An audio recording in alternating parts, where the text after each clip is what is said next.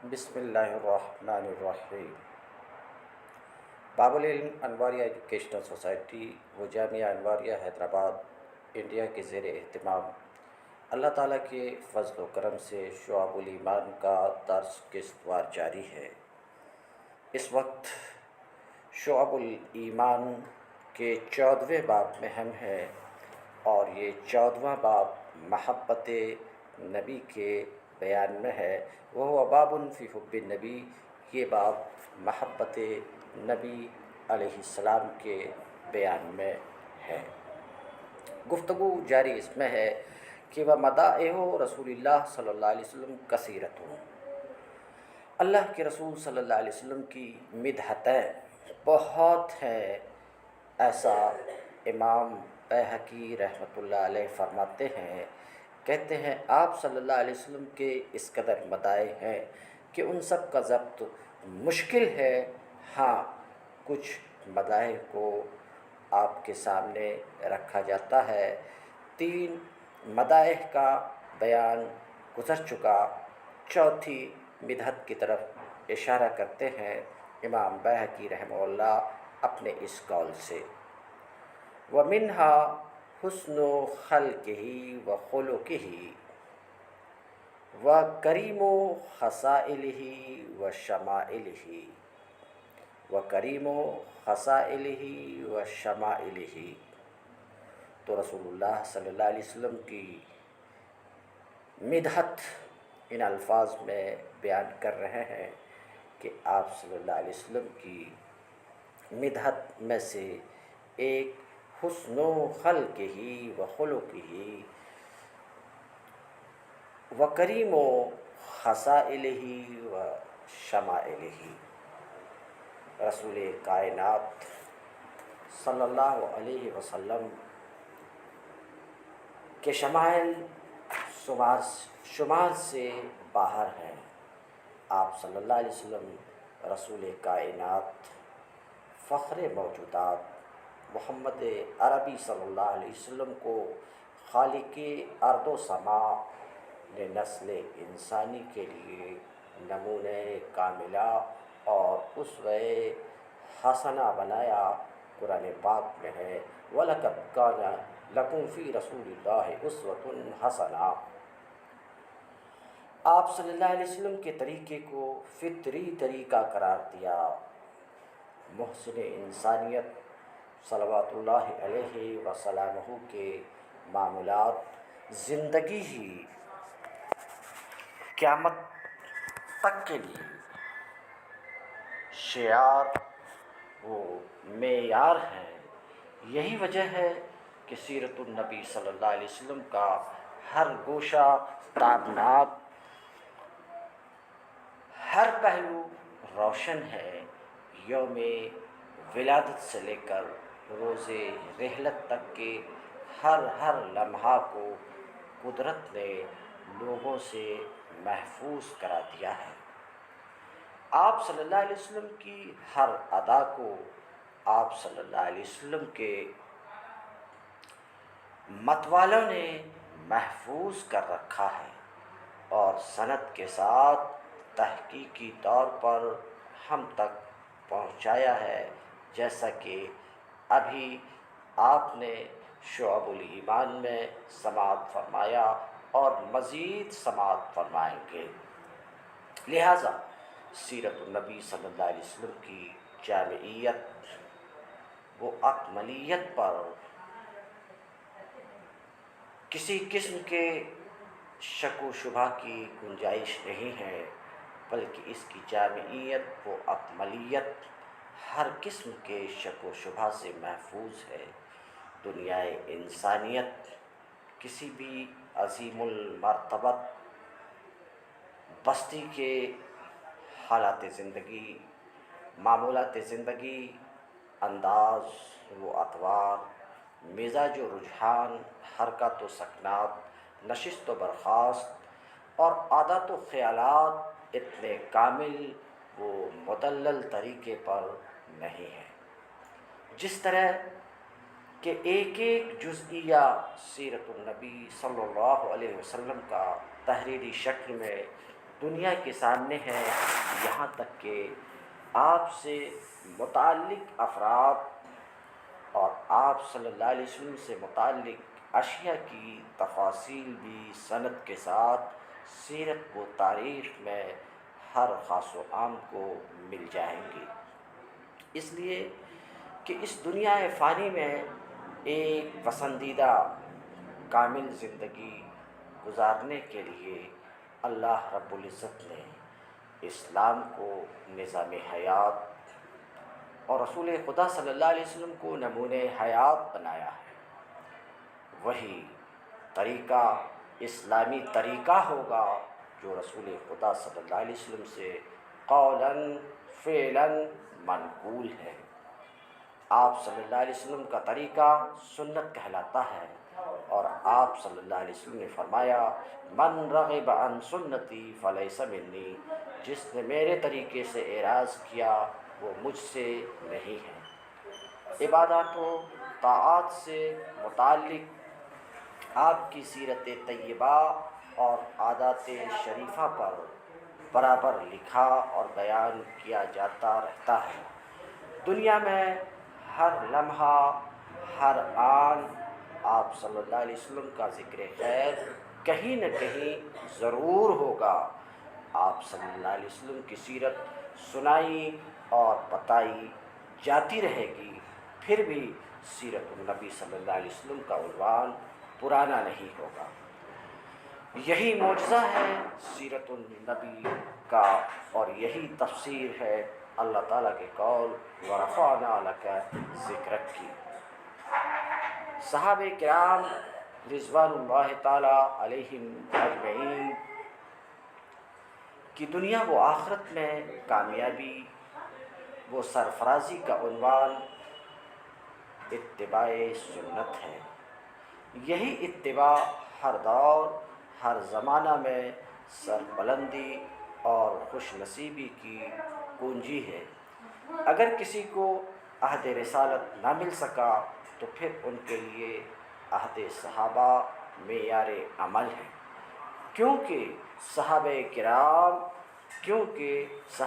کرام رضی اللہ عنہم اجمعین کی پاکیزہ جماعت سیرت النبی کا عملی پیکر ہے۔ ہر طرح سے پرکھنے جانچنے کے بعد ان کو نسل انسانی کے ہر طبقے کے واسطے ایمان و عمل کا معیار بنایا گیا ہے۔ خود رسول اللہ صلی اللہ علیہ وسلم نے ان کی تربیت فرمائی ہے، اور اللہ رب العالمین نے ان کے عمل و کردار، اخلاق و اطوار اللہ رب العزت نے ان کے عمل و کردار، اخلاق و اطوار، ایمان و اسلام اور توحید و عقیدہ، صلاح و تقویٰ کو بار بار پرکھا، پھر اپنی رضا و پسندیدگی سے ان کو سرفراز فرمایا۔ کہیں فرمایا اولئک الذین امتحن اللہ قلوبہم للتقویٰ، کہ یہی لوگ ہیں جن کے دلوں کے تقویٰ کو اللہ نے جانچا ہے۔ کہیں فرمایا آمنوا کما آمن الناس، اے لوگو ایسے ایمان لاؤ جیسے کہ محمد صلی اللہ علیہ وسلم کے صحابہ ایمان لائے ہیں۔ تو کہیں فرمایا اولئک ھم الراشدون، یہی لوگ ہدایت یافتہ ہیں۔ یہ سب اس لیے کہ سیرت النبی صلی اللہ علیہ وسلم کا عکس جمیل تھے۔ ان کی عبادات میں ہی نہیں بلکہ چال ڈھال میں بھی سیرت النبی صلی اللہ علیہ وسلم کا نور جھلکتا تھا۔ یہی سبب ہے کہ خود رسول کائنات صلی اللہ علیہ وسلم نے فرمایا اصحابی کالنجوم بأیہم اقتدیتم اہتدیتم، میرے صحابہ ستاروں کی طرح ہیں، جن سے بھی اقتدا و محبت کا تعلق جما لو گے ہدایت پا جاؤ گے۔ یہ حقائق آپ سن رہے ہیں، احادیث کریمہ آپ سماعت فرما رہے ہیں کہ اللہ کے رسول نے صحابہ کرام کو ستارے کہا اور یہ فرمایا کہ جس کسی کی پیروی کرو گے تم ہدایت پا لاؤ گے۔ مگر آج ہمارے دور میں بہت سے ایسے لوگ ہیں جو اپنے آپ کو سنی مسلمان کہتے ہیں اور صحابہ کو برا بھلا کہتے ہیں، صحابہ کرام کو برا بھلا کہتے ہیں۔ صحابہ کرام میں بالخصوص حضرت امیر معاویہ رضی اللہ تعالیٰ عنہ کو برا بھلا کہتے ہیں اور ان کی برائی کرنے پر بہت مگن ہوتے ہیں، تو بہت سے صحابہ کرام کو برا بھلا کہتے ہیں۔ ظاہر سی بات ہے، حضرت امیر معاویہ جن کی شان بہت بلند ہے، بہت بلند ہے، رسول اللہ صلی اللہ علیہ وسلم سے جن کی قرابت بھی کافی مضبوط ہے، رسول اللہ صلی اللہ علیہ وسلم نے ان کو اپنا سیکریٹری بنایا، ایسے شخص پہ طعن و تشنیع کرنا فی الواقع یہ امیر معاویہ رضی اللہ تعالیٰ عنہ پہ طعن و تشنیع نہیں ہے، بلکہ رسول اللہ صلی اللہ علیہ وسلم پر طعن و تشنیع ہے، اسلام پر طعن و تشنیع ہے۔ اس لیے اسلامی بھائیوں، ایسے لوگوں کو پہچانیے جو صحابہ کرام کو مشکوک بنا کر کے آپ پیش کرتے ہیں۔ کون ایسا مسلمان ہے جو حضرت علی رضی اللہ تعالیٰ عنہ سے نفرت کرتا ہے؟ کوئی نہیں ہے، کوئی نہیں ہے۔ پھر حضرت علی رضی اللہ تعالیٰ عنہ کا آڑ لے کر حضرت امیر معاویہ کو برا بھلا اگر کوئی کہتا ہے تو وہ حضرت امیر معاویہ رضی اللہ تعالیٰ عنہ کو برا بھلا نہیں کہتا، بلکہ وہ اللہ کے رسول صلی اللہ علیہ وسلم کو برا بھلا کہتا ہے اور اسلام کو برا بھلا کہتا ہے۔ اس لیے ایسے لوگوں سے محتاط رہنے کی ضرورت ہے اور ایسے لوگوں کو پہچاننے کی ضرورت ہے۔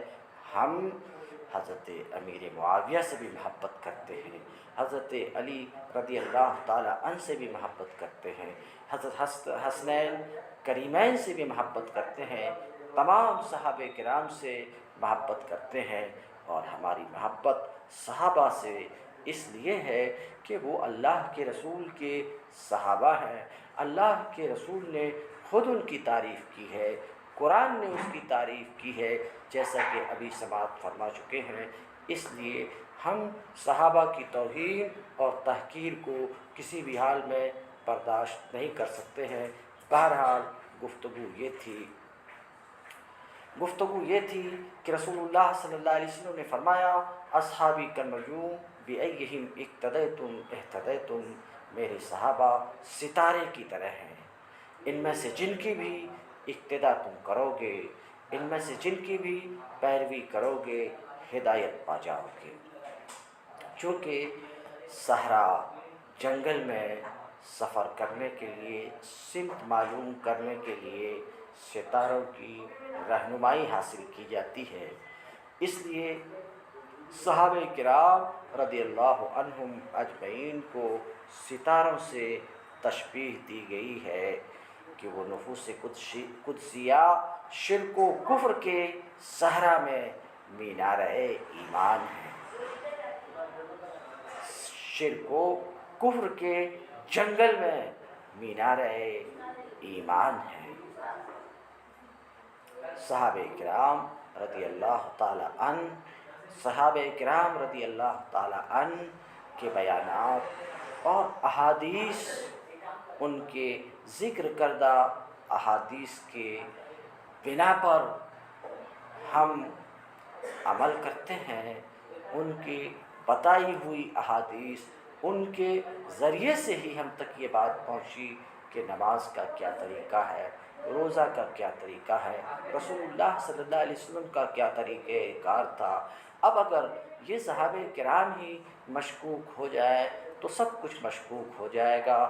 تو کچھ لوگ جو صحابہ کرام کو مشکوک بنانے کی کوشش کر رہے ہیں، بات صحابہ کرام تک محدود نہیں رہتی، بلکہ ان کے نشانے پر پورا دین ہے، پورا اسلام ہے، خود رسول اللہ صلی اللہ علیہ وسلم کی ذات ان کے نشانے پر ہے۔ اللہ کی پناہ ایسے لوگوں سے جو صحابہ کرام کو مشکوک اور بنانے کی کوشش کر رہے ہیں، ان کی تذلیل و تحقیر کرتے ہیں۔ بہرحال گفتگو نبی کریم صلی اللہ علیہ وسلم کے شمائل میں، نبی کریم صلی اللہ علیہ وسلم کے شمائل میں گفتگو ہو رہی ہے تو سماعت فرمائیں۔ ولادت شریف اور حلیہ مبارک آپ صلی اللہ علیہ وسلم کا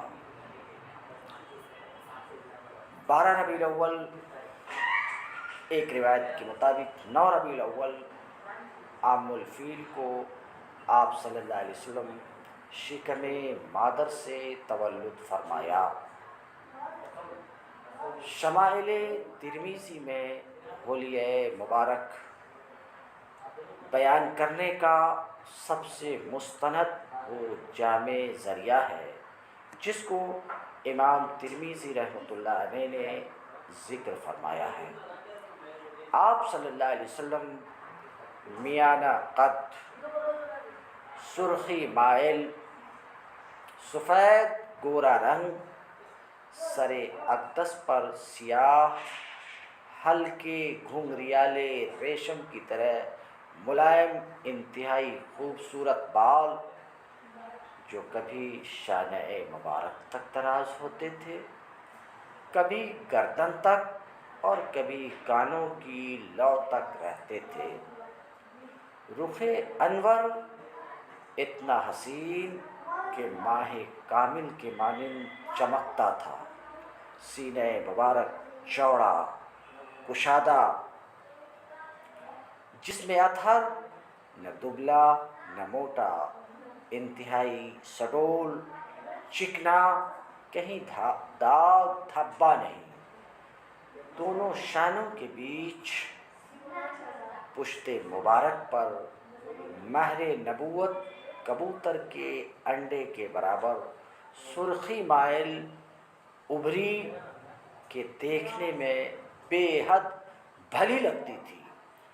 پیشانی کشادہ، بلند اور چمکدار، آبروئے مبارک کماندار، غیر پیوستہ، دہن شریف کشادہ، ہونٹ یاقوتی، مسکراتے تو دندان مبارک موتی کے مانند چمکتے، دانتوں کے درمیان ہلکی ہلکی درازیں تھی، بولتے تو نور نکلتا تھا۔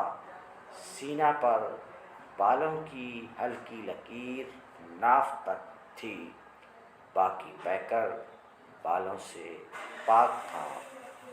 صحابہ کا اتفاق ہے کہ آپ جیسا خوبصورت نہیں دیکھا گیا۔ حضرت حسان بن ثابت رضی اللہ عنہ شاعر رسول صلی اللہ علیہ وسلم ہیں۔ وہ اپنے نعتیہ قصیدے میں نقشہ کھینچتے ہیں: وَأَحْسَنْ مِنْكَ لَمْ تَرَ قَطُّ عَيْنِي وَأَجْمَلْ مِنْكَ لَمْ تَلِدِ النِّسَاءُ خُلِقْتَ مُبَرِّئًا مِنْ كُلِّ عَيْبٍ كَأَنَّكَ خُلِقْتَ كَمَا تَشَاءُ۔ آپ صلی اللہ علیہ وسلم حسین میری آنکھوں نے کبھی نہیں دیکھا، اور آپ سے زیادہ خوبصورت مرد کسی عورت نے نہیں جنا۔ آپ ہر قسم کے ظاہری و باطنی عیب سے پاک پیدا ہوئے، گویا آپ اپنے مرضی کے مطابق پیدا ہوئے ہیں۔ نہ کبھی آپ چیخ کر بات کرتے تھے، نہ کہا لگاتے تھے، نہ شور کرتے تھے، نہ چلا کر بولتے تھے، ہر لفظ واضح بولتے۔ جو مجمع سے مخاطب ہوتے تو 3 بار جملہ کو بالکل صاف صاف دہراتے تھے۔ انداز کلام باوقار، الفاظ میں حلاوت، شیرینی کہ بس سنتے رہنے کو دل مشتاق، لبوں پر ہمادم ہلکا سا تبسم، جس سے لب مبارک اور رخ انور کا حسن بڑھ جاتا تھا۔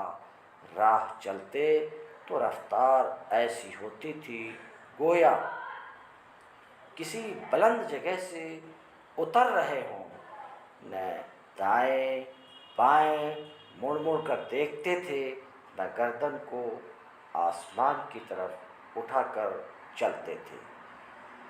تواضع کی باوقار مردانہ خوددارانہ رفتار ہوتی، قدم مبارک کو پوری طرح رکھ کر چلتے تھے کہ نعلین شریفین کی آواز نہیں آتی تھی۔ ہاتھ اور قدم ریشم کی طرح ملائم گداز تھے اور قدم پر گوشت۔ ذاتی معاملہ میں کبھی غصہ نہیں ہوتے تھے، اپنا کام خود کرنے میں تکلف نہ فرماتے تھے کہ کوئی مصافحہ کرتا تو اس کا ہاتھ نہیں چھوڑتے تھے جب تک کہ وہ الگ نہ کر لے۔ جس سے گفتگو فرماتے پوری طرح اس کی طرف متوجہ ہوتے، کوئی آپ سے بات کرتا تو پوری توجہ سے سماعت فرماتے تھے۔ پھر بھی ایسا روب تھا کہ صحابہ کو گفتگو کی ہمت نہ ہوتی تھی۔ ہر فرد یہی تصور کرتا تھا کہ مجھ کو ہی سب سے زیادہ چاہتے ہیں۔ دعوت و تبلیغ کا آغاز۔ تاج رسالت اور خلعت نبوت سے سرفراز ہونے کے بعد رحمت للعالمین خاتم النبیین صلی اللہ علیہ وسلم نے ایک ایسے سماج اور معاشرہ کو ایمان و توحید کی دعوت دی جو گلے گلے تک شرک و کفر کی دلدل میں گرفتار تھا، ضلالت و جہالت کی شکار تھی، انسانیت شرافت مفقود تھی، درندگی اور حیوانیت کا راج تھا، ہر طاقتور فرعون بنا ہوا تھا، قتل و غارت گری کی وبا ہر سو عام تھی، نہ عزت محفوظ نہ عصمت محفوظ، نہ عورتوں کا کوئی مقام نہ غریبوں کے لیے کوئی پناہ۔ شراب پانی کی طرح بہائی جاتی تھی، بے حیائی اپنے عروج پر تھی، روئے زمین پر وحدانیت حق کا کوئی تصور نہ تھا، خود غرضی مطلب پرستی کا دور دورہ تھا، چوری بدکاری اپنے عروج پر تھی اور ظلم و ستم ناانصافی اپنے شباب پر تھی۔ خدائے واحد کی پرستش کی جگہ معبودان باطل کے سامنے پیشانیاں جھکتی تھیں، نفرت و عداوت کی زہریلی فضا انسان کو انسان سے دور کر چکی تھی، انسانیت آخری سانس لے رہی تھی، معاشرہ سے شرک کا تعفن اٹھ رہا تھا، کفر کی نجاست سے قلوب بدبودار ہو چکے تھے۔ اس دور کا انسان قرآن کریم کے مطابق جہنم کے کنارے کھڑا تھا، کنتم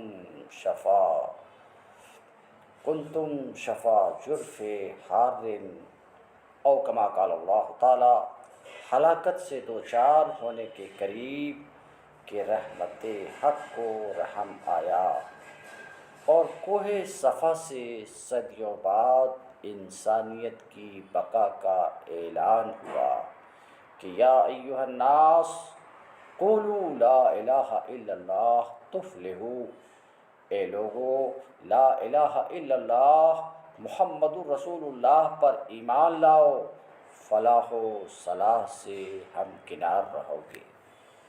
یہ آواز نہیں تھی بلکہ ایوان باطل میں بجلی کا کڑکا تھا۔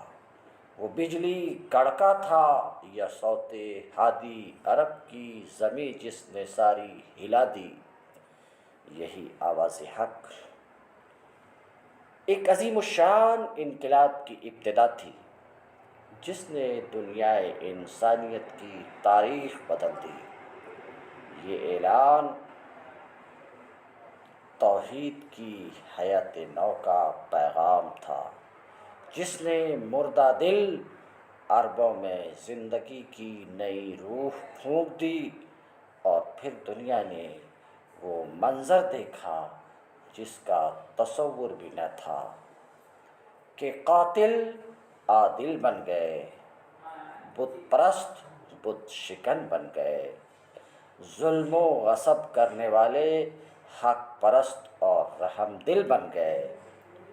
سینکڑوں معبودان باطل کے سامنے جھکنے والی پیشانیاں خدائے واحد کے سامنے سر نگوں ہو گئیں۔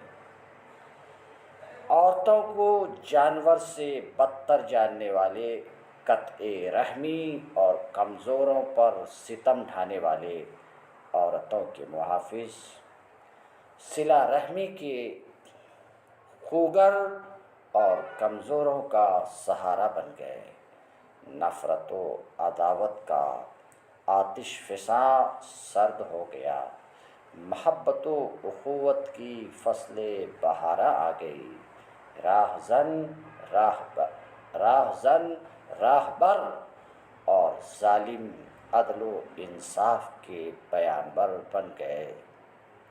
جو نہ تھے خود راہ پر اوروں کے ہادی بن گئے۔ کیا نظر تھی جس نے مردوں کو مسیحا کر دیا۔ پھر دنیا نے دیکھا کہ ایک امی لقب اعلیٰ نسب رسول کے فداکاروں نے ایمان و توحید کی تاریخ مرتب کر ڈالی، عدل و انصاف کے لازوال نقوش چھوڑے، وحدت مساوات کی لافانی داستان رقم کر دی، فتوحات کی انوکھی تاریخ لکھ دی۔ جہاں بانی و حکمرانی کے مثالی اصول مرتب کیے، عفت و پاک دامنی کا ریکارڈ چھوڑ گئے، وفاداری فداکاری کی انمٹ تحریر دیے، عظمت و رفعت کے ان بلندیوں پر پہنچے جہاں سے اونچا مقام صرف انبیاء و مرسلین کو نصیب ہو سکتا ہے۔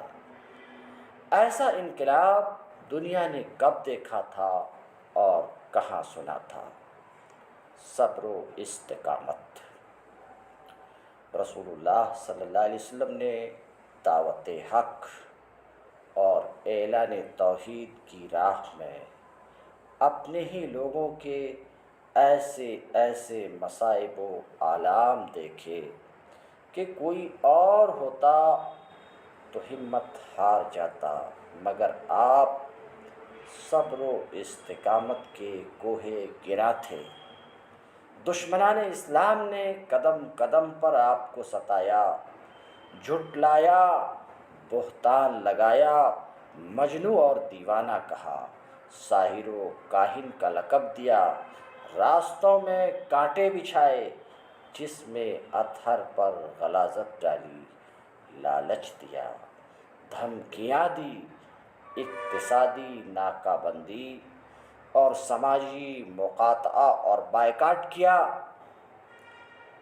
آپ کے شیدائیوں پر ظلم و ستم اور جبر و استبداد کے پہاڑ توڑے، نئے لرزہ خیز عذاب کا جہنم کھول دیا کہ کسی طرح حق کا قافلہ رک جائے، حق کی آواز دب جائے، مگر دور انقلاب شروع ہو گیا تھا، توحید کا نعرہ بلند ہو چکا تھا، اس کو غالب آنا تھا۔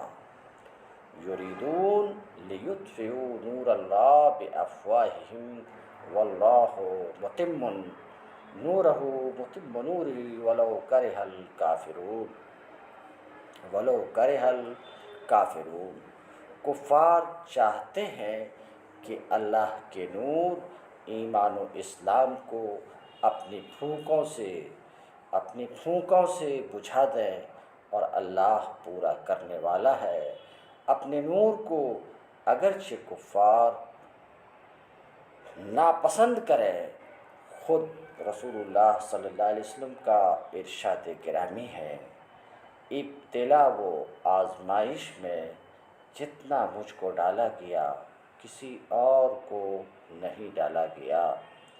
ما اوذی نبی بما اوذیت، جس قدر مجھے ابتلا اور آزمائش میں ڈالا گیا کسی اور نبی کو اتنی آزمائش میں، اتنی اذیت میں نہیں ڈالا گیا۔ اسی طرح آپ کے صحابہ پر جتنے مظالم ڈھائے گئے کسی اور امت میں نہیں ڈھائے گئے۔ جب مکہ کی سرزمین آپ صلی اللہ علیہ وسلم اور آپ کے صحابہ کرام پر بالکل تنگ کر دی گئی، تب بحکم الہی آپ نے مدینے کی طرف ہجرت فرمائی، اور صحابہ کرام نے اللہ کے لیے اپنے گھر بار، آل و اولاد، زمین و جائیداد سب کو چھوڑ چھاڑ کر حبشہ و مدینہ کا رخ کیا۔ پہلی ہجرت صحابہ کے ایک گروہ نے حبشہ کی طرف کی تھی رسول اللہ صلی اللہ علیہ وسلم کے حکم سے۔ پھر جب آپ مدینہ تشریف لے گئے تو مدینہ اسلام کا مرکز بن گیا۔ ہجرت رسول کے بارے میں علماء کرام کے اقوال کثیر سے ہیں۔ رسول اللہ صلی اللہ علیہ وسلم کی اس ہجرت سے سب سے پہلی بات یہ ثابت ہوتی ہے کہ دعوت اور عقیدہ کی خاطر ہر عزیز اور ہر مانوس و مرغوب شے اور ہر اس چیز کو جس سے محبت کرنے، جس کو ترجیح دینے اور جس سے بہر صورت وابستہ رہنے کا جذبہ انسان کی فطرت سلیم میں ہے، بے دریغ قربان کیا جا سکتا ہے۔ لیکن ان دونوں اول ذکر چیزوں یعنی دعوت و عقیدہ کو ان میں سے کسی چیز کے لیے ترک نہیں کیا جا سکتا۔ نبی رحمت اور ہجرت رسول صلی اللہ علیہ وسلم کا یہی پیغام آج بھی مسلمانوں کے سامنے ہے کہ ایمان و عقیدہ اور دعوت و تبلیغ کسی بھی صورت میں ترک کرنا گوارا نہ کریں۔ یہی دونوں تمام دنیاوی و اخروی عزت و کامیابی کا سرچشمہ ہے۔ ہجرت رسول صلی اللہ علیہ وسلم کے بعد ایک طرف نبی کریم صلی اللہ علیہ وسلم کو دعوت اسلام کی تحریک میں کشادہ میدان اور مخلص معاون افراد ملے، جس کے باعث قبائل عرب میں تیزی سے اسلام پھیلنے لگا، تو دوسری جانب مشرکین مکہ اور یہود مدینہ کی برپا کردہ لڑائیوں کا سامنا بھی تھا۔ مکہ میں مسلمان کمزور اور بے قوت و طاقت تھے، اس لیے ان کو صبر و استقامت کی تاکید و تلقین تھی۔ مدینہ میں مسلمانوں کو وسعت و قوت حاصل ہوئی اور اجتماعیت و مرکزیت نصیب ہوئی۔ اللہ تعالیٰ نے دشمنوں سے لڑنے اور ان کو منہ توڑ جواب دینے کی اجازت عطا فرمائی، اور غزوات و سرایہ کا سلسلہ شروع ہوا۔ غزوات وہ سرایہ کا سلسلہ شروع ہوا۔ جو اہم غزوات پیش آئے ہیں یہ ہیں: غزوہ بدر 2 ہجری میں مومنین و مشرکین مکہ کے درمیان میدان بدر میں سب سے پہلا غزوہ پیش آیا، جس میں رسول اللہ صلی اللہ علیہ وسلم کے سپہ سالاری میں 313 مجاہدین نے مشرکین کے 1000 ہتھیار بند لشکر کو شکست سے دوچار کیا، اور ابو جہل، شیبہ، عتبہ سمیت 70 سرداران قریش مارے گئے اور 70 گرفتار ہوئے۔ اس سے مسلمانوں کی دھاک قبائل عرب پر نقش ہو گئی۔ غزوہ احد 3 ہجری شوال میں یہ غزوہ ہوا۔ مسلمان 700 اور کفار 3000 تھے۔ غزوات ذات الرقاع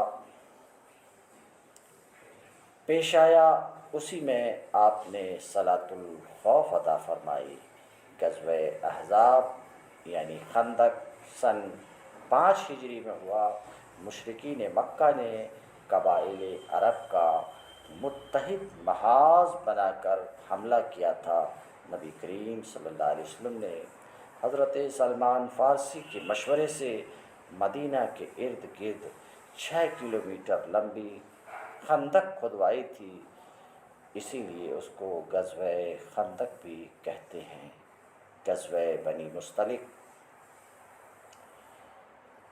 میں سن 6 ہجری میں ہوا۔ اس میں منافقین نے حضرت عائشہ صدیقہ پر تہمت لگائی تھی۔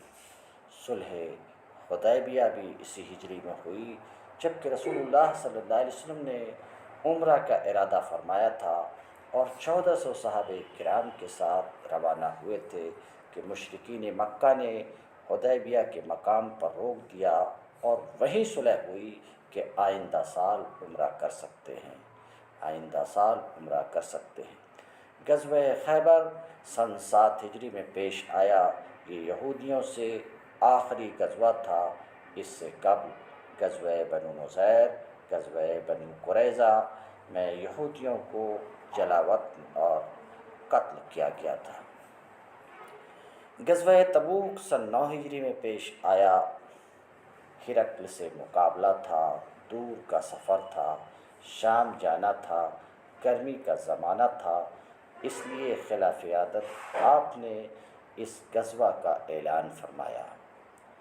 چندہ کی اپیل کی، صحابہ نے دل کھول کر چندہ دیا اور 30,000 کا عظیم الشان لشکر لے کر آپ تبوک روانہ ہوئے، مگر ہرقل بھاگ گیا اور آپ میں صحابہ واپس بخیریت مدینہ تشریف لائے۔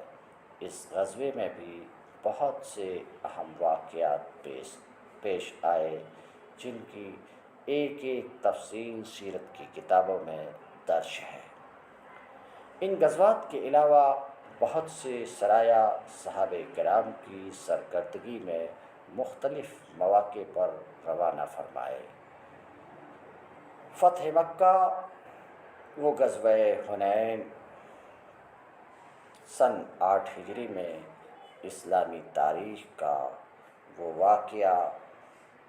واقعہ عینی فتح مکہ پیش آیا، جس سے کلی طور پر اسلام کو عرب میں غلبہ حاصل ہو گیا اور مشرکین کا سارا زور ٹوٹ گیا۔ فتح مکہ کے بعد واپسی میں غزوہ حنین پیش آیا، جس میں پہلی بار مسلمان تعداد میں 12,000 اور کفار طائف 4,000 تھے، ورنہ ہر غزوہ میں مسلمان کم اور دشمن کی تعداد 2 گنا 3 گنا بلکہ کئی گنا ہوتی تھی، 2 گنا 3 گنا کئی گنا ہوتی تھی۔ نبی کریم صلی اللہ علیہ وسلم امی تھے، پڑھنا لکھنا نہیں جانتے تھے۔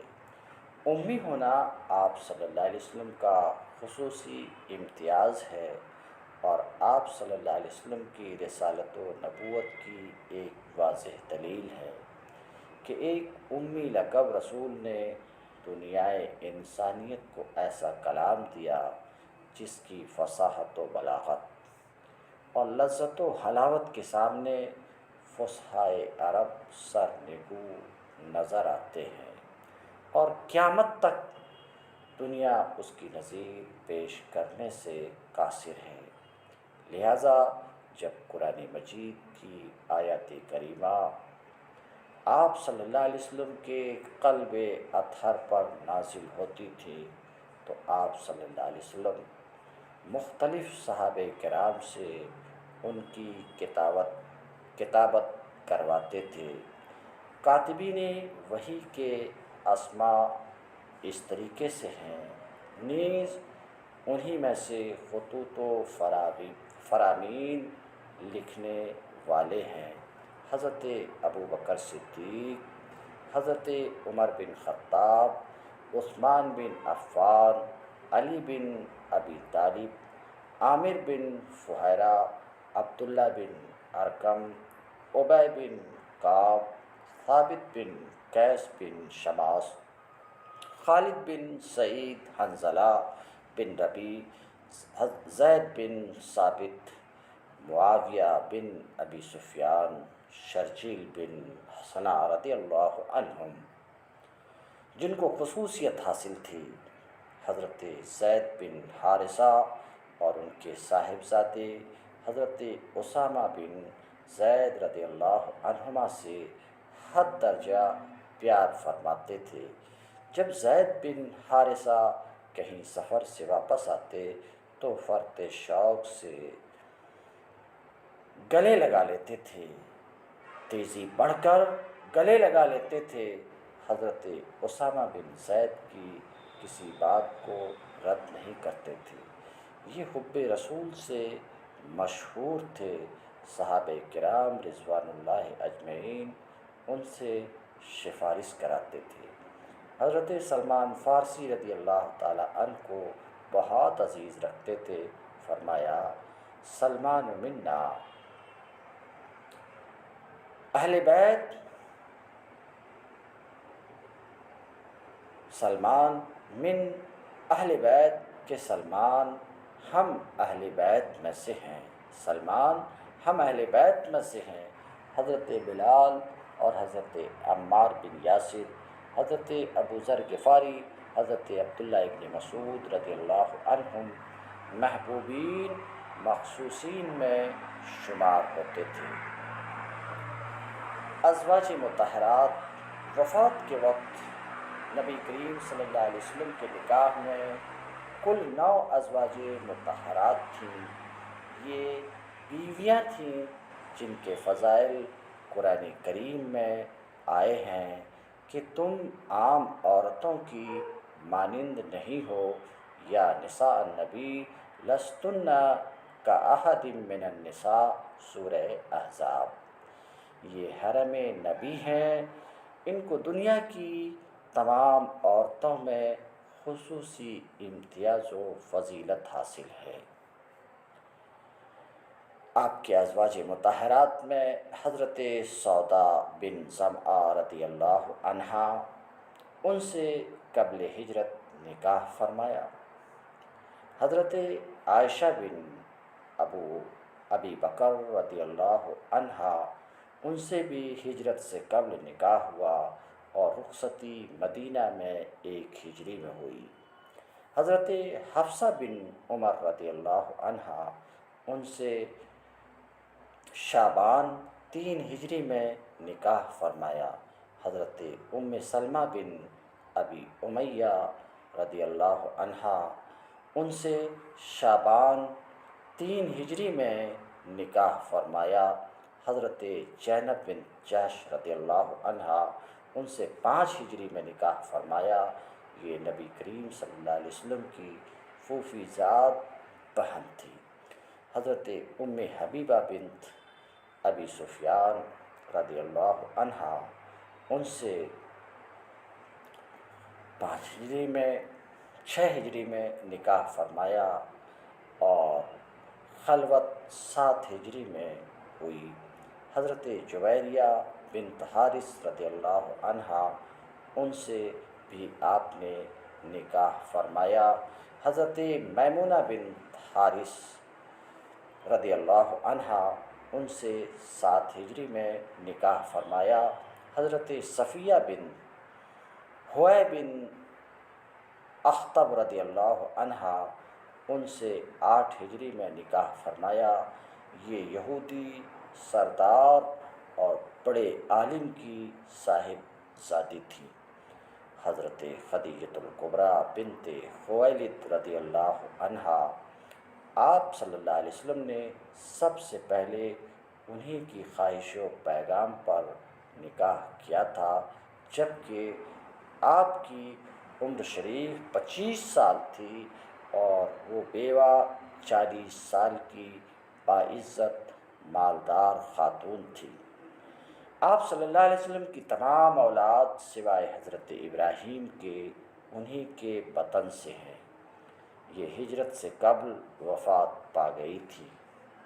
نبی کریم صلی اللہ علیہ وسلم ان کی بہت قدر فرماتے تھے، ہمیشہ یاد کرتے رہے۔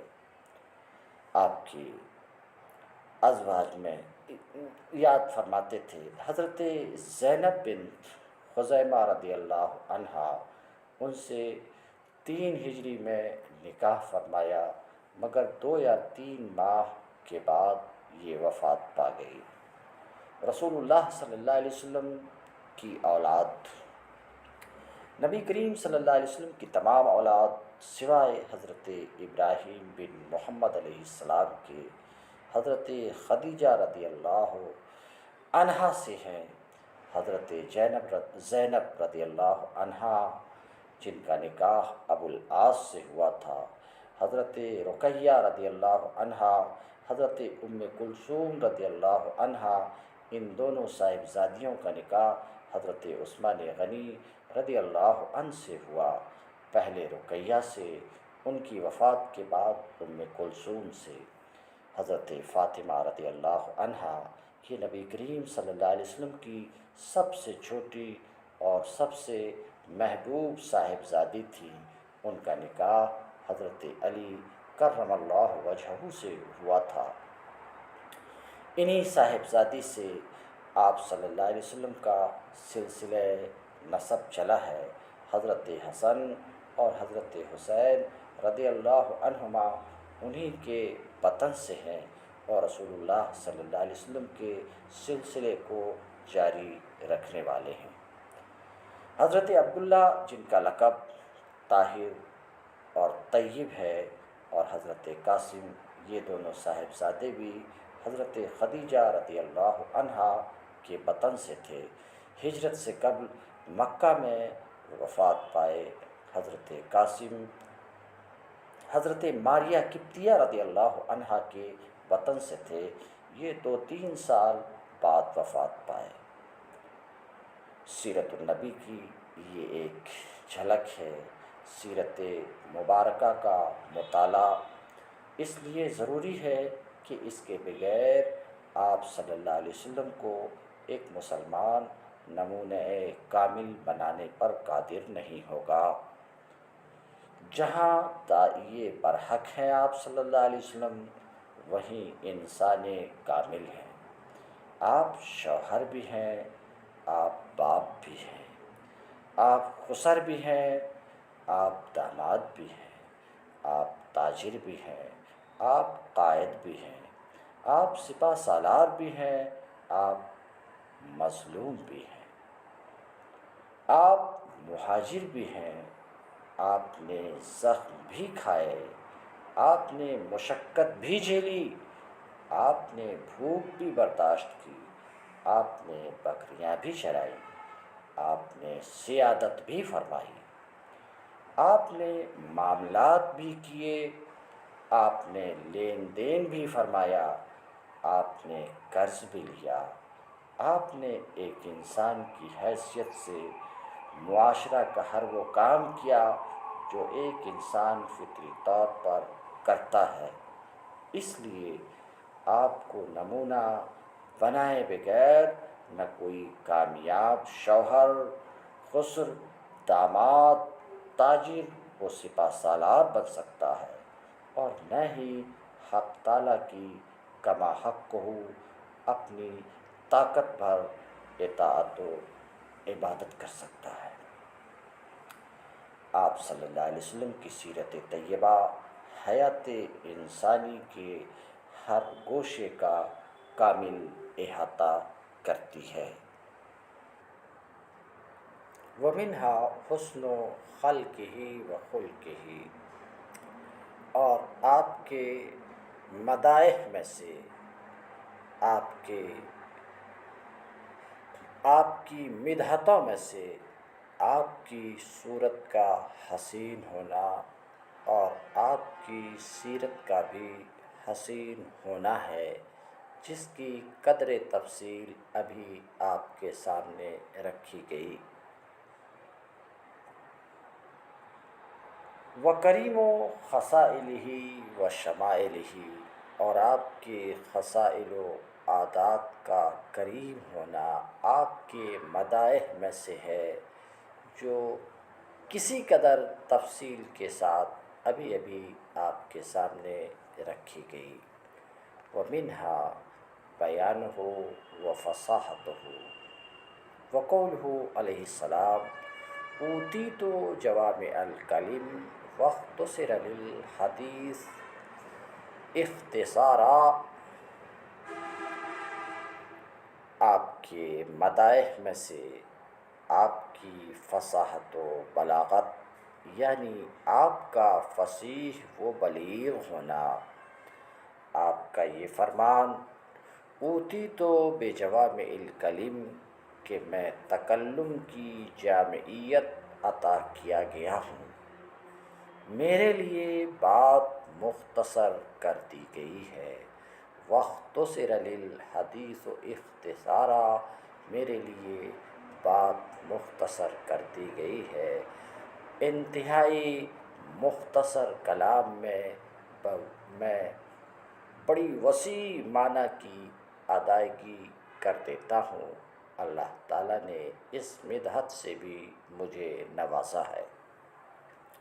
وَمِنْهَا حُبُّهُ عَلَىٰ أُمَّتِهِ وَرَأْفَتُهُ بِهِمْ وَمَا سَاقَ اللَّهُ تَعَالَىٰ بِهِ إِلَيْهِمْ مِنَ الْخَيْرَاتِ الْعَظِيمَةِ فِي الدُّنْيَا، وَعَرْضُهُمْ لَهُ مِنْ شَفَاعَتِهِ لَهُمْ فِي الْآخِرَةِ۔ آپ صلی اللہ علیہ وسلم کا اپنی امت پر رحیم ہونا اور شفقت کرنا، یہ آپ کے مدائح میں سے ہے۔ اسی طریقے سے آپ کے مدائح میں سے ہے، اللہ تعالیٰ نے نبی کریم صلی اللہ علیہ وسلم کے ساتھ لوگوں کی طرف دنیا میں جو عظیم بھلائیاں بھیجی ہیں، عظیم بھلائیاں بھیجی ہیں، اور آخرت میں آپ صلی اللہ علیہ وسلم کا تمام امتوں کے لیے سفارش کرنا، یہ بھی آپ کے مدائح میں سے ہے، جس کی تعبیر شفاعت کبریٰ سے کی جاتی ہے، جس کا تفصیلی بیان ماسبق میں گزر چکا ہے۔ ماسبق کے کسی درس میں اس کی تفصیل میں رکھ چکا ہوں۔ آپ صلی اللہ علیہ وسلم کا دنیا سے بے رغبت ہونا، آپ صلی اللہ علیہ وسلم کا دنیا سے وَمِنْهَا زُهْدُهُ فِي الدُّنْيَا وَصَبْرُهُ عَلَىٰ شَدَائِدِهَا وَمَصَائِبِهَا، آپ صلی اللہ علیہ وسلم کا دنیا سے بے رغبت ہونا، آپ صلی اللہ علیہ وسلم کا دنیا کے شدائد و مصائب پر صبر کرنا، آپ کا سب سے بڑا مقام ہونا، آپ کا سب سے بڑا مقام ہونا۔ وَأَمَّا الْمَرْتَبَةُ الْعُظْمَىٰ وَهِيَ النُّبُوَّةُ وَالرِّسَالَةُ فَلَهُ فِيهَا مِنَ الْمَآثِرِ الرَّفِيعَةِ عُمُومُ رِسَالَتِهِ الثَّقَلَيْنِ وَشُمُولُهَا بَيْنَ الْخَافِقَيْنِ۔ وَأَنَّهُ خَاتَمُ النَّبِيِّينَ وَسَيِّدُ الْمُرْسَلِينَ وَأَكْرَمُهُمْ فِي الدُّنْيَا عَلَامًا وَأَحْمَدُهُمْ فِي الْآخِرَةِ مَقَامًا وَذَلِكَ أَنَّهُ أَوَّلُ مَنْ تَنشَقُّ عَنْهُ الْأَرْضُ وَأَوَّلُ شَافِعٍ وَمُشَفَّعٍ وَهُوَ صاحب اللواء المحمود وصاحب الحوض المورود وأقسم الله بحياته ولم يخاطبه باسمه في القرآن ولا كنيته بل دعاه باسم النبوة والرسالة واصطفاه بذلك على الجماعة۔ نبی کریم صلی اللہ علیہ وسلم کا مرتبہ عظمیٰ اور سب سے اونچا مقام اور سب سے اونچا منصب نبوت و رسالت ہے۔ آپ کا سب سے بلند مقام اور سب سے اونچا منصب نبوت و رسالت ہے۔ اس منصب میں آپ صلی اللہ علیہ وسلم کے بڑے بلند عظمت کے نشانات ہیں اور بڑی عظمتیں اور خوبیاں ہیں۔ ان میں سب سے بڑی خصوصیت اور سب سے بڑی عظمت آپ کی عالمگیر رسالت ہے۔ آپ صلی اللہ علیہ وسلم کی رسالت کا جنات اور انسانوں کے لیے عام ہونا ہے۔ عموم رسالتہ الثقلین کہ آپ جن اور انس دونوں کے لیے رسول بنا کر بھیجے گئے۔ وشمولھا بین الخافقین آپ کی نبوت و رسالت کا مشرق سے لے کر مغرب تک سب کے لیے شامل ہونا، یہ بھی آپ کی خصوصیت ہے، یہ بھی آپ کی عظمت ہے۔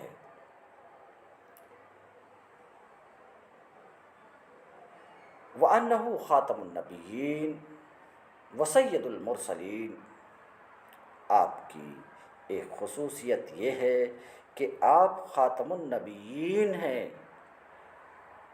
سب سے آخری نبی ہیں کہ آپ کے بعد کوئی اور نبی بحیثیت آپ کے بعد کوئی نبی کوئی نئی شریعت لے کر نہیں آنے والا ہے۔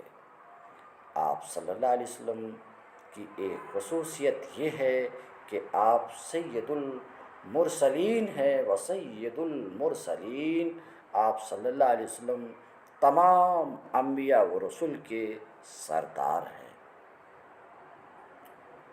وَأَكْرَمُهُمْ فِي الدُّنْيَا عَلَامًا آپ دنیا میں اپنی رفعت کے اعتبار سے سب رسولوں سے زیادہ عزت والے ہیں۔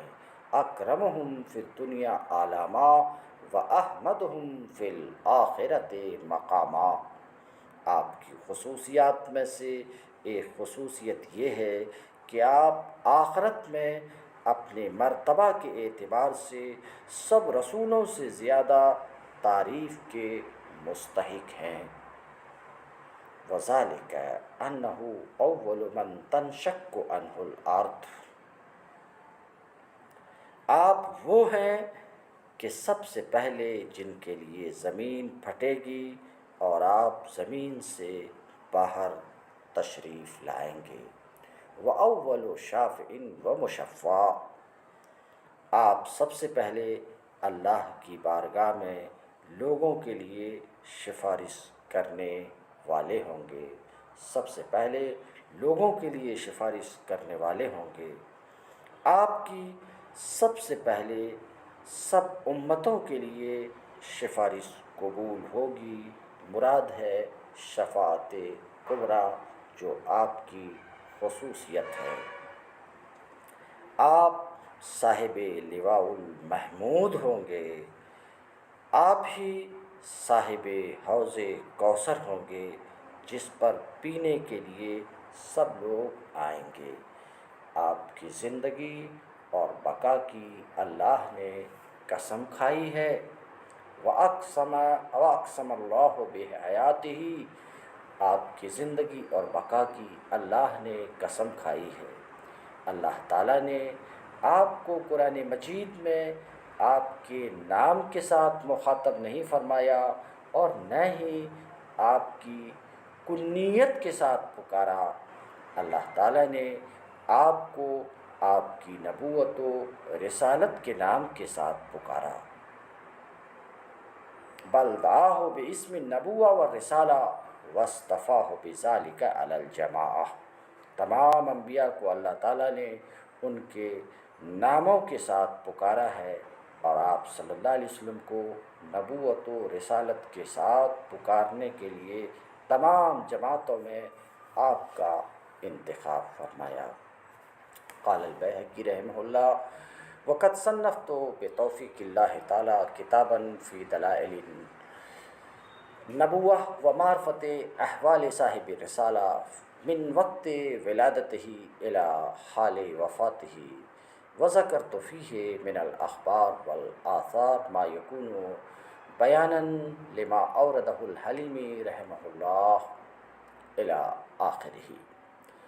امام بیہقی فرماتے ہیں، میں نے محض اللہ تعالیٰ کی توفیق کے ساتھ ایک کتاب تصنیف کی ہے جس کتاب کا نام دلائل النبوہ و معرفت و احوال صاحب الرسالہ من وقت ولادتہ الی حال وفاتہ صلی اللہ علیہ وسلم، نبوت کے دلائل اور صاحب رسالت کی پیدائش سے وفات تک آپ کے حالات کی معرفت۔ میں نے اس کتاب میں وہ اخبار و آثار ذکر کیے ہیں جن کے اندر ان تمام امور کا بیان ہے جن کو شیخ حلیمی نے بیان کیا ہے۔ ان تمام امور کا یہاں پر بیان کرنا کتاب کی طوالت کا باعث ہے، لہٰذا میں نے اس کتاب میں ان امور کی طرف ہر فصل میں صرف اشارہ کر دینے پر اکتفا کیا ہے، جس سے مقصود و مطلوب واضح ہو جاتا ہے۔ وآخر دعوانا ان الحمد للہ رب العالمین۔